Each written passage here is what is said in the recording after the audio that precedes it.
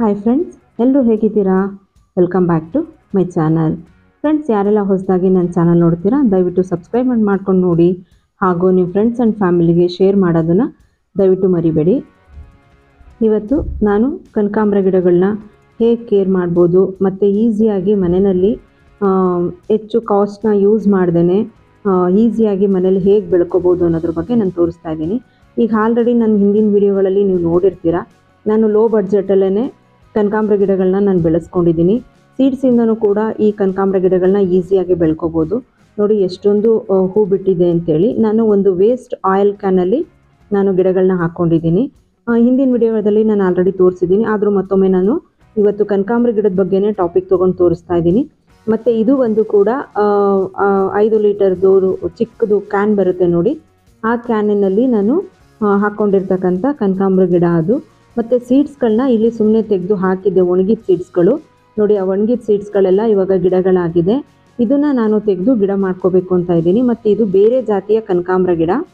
ಮತ್ತು ಇದೊಂದು ಕನಕಾಂಬರ ಗಿಡ ನೋಡಿ, ಅದು ಕೂಡ ವೇಸ್ಟ್ ಆಯಿಲಲ್ಲಿ ಕ್ಯಾನಲ್ಲೇ ಹಾಕಿದ್ದೀನಿ. ಮತ್ತು ಇದನ್ನು ನಾನು ಈಗ ತೆಕ್ಕೊತಾ ಇದ್ದೀನಿ ಗಿಡ ಹಾಕೋದಕ್ಕೆ ಅಂತೇಳಿ. ಇವಾಗಲೂ ಕೂಡ ನಾನು ಲೋ ಕಾಸ್ಟಲ್ಲೇ ನಾವು ಮನೆಯಲ್ಲಿ ಈಸಿಯಾಗಿ ಕನಕಾಂಬರ ಗಿಡನ ಬೆಳ್ಕೋಬೋದು ಅನ್ನೋದ್ರ ಬಗ್ಗೆ ನಾನಿವತ್ತು ನಿಮಗೆ ವಿಷಯನ ತಿಳಿಸ್ತಾ ಇದ್ದೀನಿ. ನೋಡಿ, ಸ್ವಲ್ಪ ದೊಡ್ಡದಿರುವಂಥ ಕನಕಾಂಬರ ಗಿಡಗಳನ್ನ ನಾನು ತೊಗೊಂಡಿದ್ದೀನಿ. ಇನ್ನೂ ಸ್ವಲ್ಪ ದೊಡ್ಡದಾದರೂ ನಡೆಯುತ್ತೆ, ಇಷ್ಟು ಚಿಕ್ಕದಿದ್ರೂ ನಡೆಯುತ್ತೆ. ಇದು ಎಲ್ಲ ಚಾಕ್ಲೇಟ್ ಅಂಗಡಿಗಳಲ್ಲಿ, ಬೇಕ್ರಿಗಳಲ್ಲಿ ಸಿಗೋಂಥ ನಾನು ವೇಸ್ಟ್ ಚಾಕ್ಲೇಟ್ ಡಬ್ಬಗಳನ್ನ ತೊಗೊಂಡು ಬಂದಿದ್ದೀನಿ. ಅದರಲ್ಲೇ ಸಾಕು ಬರುತ್ತೆ, ಗಿಡಗಳು ಚೆನ್ನಾಗಿ ಬರುತ್ತೆ, ಯಾವುದೇ ಥರದ ಪ್ರಾಬ್ಲಮ್ ಏನಾಗಲ್ಲ. ಸಾಕು ಬೇರು ಬಿಡೋದಕ್ಕೂ ಸಾಕಾಗತ್ತೆ.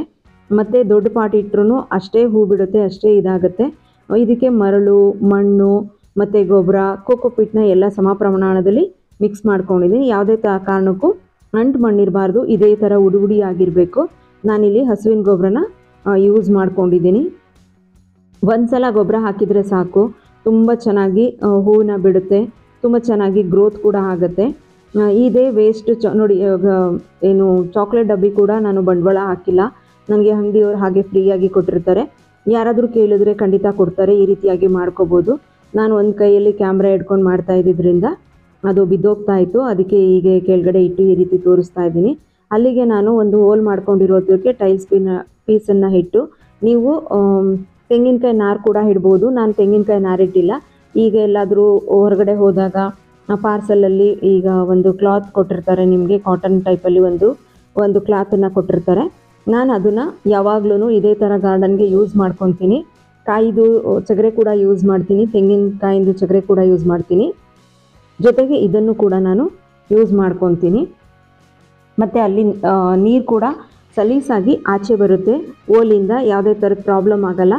ಹಾಗಾಗಿ ನಾನು ಪ್ರತಿಯೊಂದು ಗಿಡಗಳಿಗೂ ಕೂಡ ನಾನು ಅದೇ ಥರ ಟೈಲ್ಸ್ ಪೀಸನ್ನು ಇಟ್ಟು ಮತ್ತು ಅದೇ ಥರ ಕ್ಲಾತನ್ನು ನಾನು ಯೂಸ್ ಮಾಡ್ತಾ ಇದ್ದೀನಿ. ನೋಡಿ, ಈಗ ಕಂಪ್ಲೀಟಾಗಿ ಹಾಕಿದ್ದೀನಿ. ಈ ರೀತಿಯಾಗಿ ಕುದುಕೋಬೇಕು. ಕುಲ್ಕೋದ್ರಿಂದ ಗೊಬ್ಬರ ಕೆಳಗಡೆ, ಮಣ್ಣು ಎಲ್ಲ ಕೆಳಗಡೆ ಇಳಿಯುತ್ತೆ. ಆವಾಗ ಸ್ವಲ್ಪ ಏರ್ ಗ್ಯಾಪ್ ಏನೇ ಇದ್ರೂ ಏರ್ ಗ್ಯಾಪ್ ಕೂಡ ಹೋಗುತ್ತೆ. ಮತ್ತು ಸ್ವಲ್ಪ ಕೈಯಲ್ಲಿ ಪ್ರೆಸ್ ಮಾಡಿಕೊಂಡು ಈಗ ನಾನು ಈ ಗಿಡನ ಹಾಕ್ತಾ ಇದ್ದೀನಿ. ಅದನ್ನು ಸ್ವಲ್ಪ ನೋಡಿ, ಕೆಳಗಡೆ ಇರೋದನ್ನೆಲ್ಲ ಈ ಮಣ್ಣಿಗೆ ಟಚ್ ಆದರೆ ಕೊಳೆಯುತ್ತೆ. ಆ ಕಾರಣಕ್ಕೋಸ್ಕರ ಏನು ಮಾಡಬೇಕು, ಈ ಕೆಳಭಾಗ ಏನಿದೆ ಅದನ್ನೆಲ್ಲ ಕಂಪ್ಲೀಟಾಗಿ ತೆಕ್ಕೋಬೇಕು. ಈ ರೀತಿ ನಾನು ಕ್ಯಾಮ್ರಾ ಹಿಡ್ಕೊಂಡಿದ್ನಲ್ಲ, ಹಾಗೆ ಒಂದೇ ಕೈಯಲ್ಲೇ ನಾನು ತೋರಿಸ್ತಾ ಇದ್ದೆ. ಮಂಗಗಳು ಕೂಡ ಇತ್ತು, ಹಾಗಾಗಿ ನಾನು ಟ್ರೈಪೋಡ್ಗೆ ಹಾಕ್ಕೊಂಡು ಮಾಡೋಕ್ಕಾಗ್ತಿರ್ಲಿಲ್ಲ, ಎತ್ಕೊಂಡ್ಬಿಟ್ರೆ ಅಂತೇಳಿ ಕೈಯಲ್ಲಿ ಹಿಡ್ಕೊಂಡೆ ನಾನು ಮಾಡಿ ತೋರಿಸ್ತಾ ಇದ್ದೆ. ನೋಡಿ, ಆ ರೀತಿಯಾಗಿ ಬೇರೆ ಎಷ್ಟು ಚೆನ್ನಾಗಿ ಬಂದಿದೆ. ನಾನು ಇದಕ್ಕೆ ಇವಾಗ ಹಾಕಿದ್ದೀನಿ. ಕಂಪ್ಲೀಟಾಗಿ ಹಾಕಿದ್ದಾದಮೇಲೆ ಒಂದು ಸ್ಕ್ರೂ ಡ್ರೈವರಿಂದನೋ ಬೆರಳಿಂದನೋ ತೂತ ಮಾಡಿಕೊಂಡು ಹಾಕಿದರೆ ಆಗುತ್ತೆ. ನೋಡಿ, ಇದೇ ಥರನೇ ನಾನು ಎಲ್ಲ ಕನಕಾಂಬರ ಗಿಡನೂ ಹಾಕಿದ್ದೀನಿ. ಸಂಜೆ ಆಗೋಯ್ತು, ನಾನು ಎಲ್ಲ ಕೆಲಸ ಮುಗಿಸೋ ಅಷ್ಟರೊಳಗಡೆ ಅದಷ್ಟೇ ಗಿಡ ಅಲ್ಲ, ಬೇರೆ ಗಿಡಗಳು ಹಾಕಿದ್ದೆ. ಆದರೆ ನಾನು ಇವತ್ತು ಕನಕಾಂಬರ ಗಿಡದ ಬಗ್ಗೆ ಹೇಳ್ತಾ ಇರೋದ್ರಿಂದ ಅದಷ್ಟೇ ತೋರಿಸ್ತಾ ಇದ್ದೀನಿ. ಮಾರ್ನಿಂಗು ಗಿಡ ಎಲ್ಲ ಹಾಕಿದ್ದಾದಮೇಲೆ ನೀರು ಹಾಕಬೇಕು. ನೀರೆಲ್ಲ ಹಾಕಿದ್ದೆ, ಚೆನ್ನಾಗಿ ಗ್ರೋತ್ ಬಂದಿದೆ. ನೋಡಿ, ಹೂ ಎಷ್ಟು ಚೆನ್ನಾಗಿ ಬಂದಿದೆ ಅಂತೇಳಿ. ನನಗೆ ಇರುವ ಸ್ವಲ್ಪ ಗಿಡಗಳಲ್ಲೇ 2 ದಿನಕ್ಕೆ, ಅಂದರೆ ದಿನ ಬಿಟ್ಟು ದಿನಕ್ಕೆ ಇಷ್ಟು ಕನಕಾಂಬರ ಹೂವು ಅಂತೂ ಸಿಕ್ಕೇ ಸಿಗುತ್ತೆ. ಅದ್ರ ಜೊತೆಗೆ ಮರಗ ಎಲ್ಲ ಸೇರಿಸ್ಕೊಂಡು ಕಟ್ಟಿದ್ರಂತೂ 1 ಮೊಳ ಹೂವಂತೂ ಹಾಗೇ ಆಗುತ್ತೆ, 2 ದಿನ ಎತ್ತಿಟ್ಕೊಂಡ್ರಂತೂ. ಹಾಗಾಗಿ ಎಲ್ಲರೂ ಈಸಿಯಾಗಿ ಮನೇಲಿ ಕನಕಾಂಬರನ ಬೆಳ್ಕೋಬೋದು ಅಂತೇಳಿ ಈ ವಿಡಿಯೋ ಮುಖಾಂತರ ತಿಳಿಸ್ತಾ ಇದ್ದೀನಿ. Thank you for watching. ಮತ್ತೆ ನಾನು ಸಿಗ್ತೀನಿ. ಬಾಯ್ ಬಾಯ್.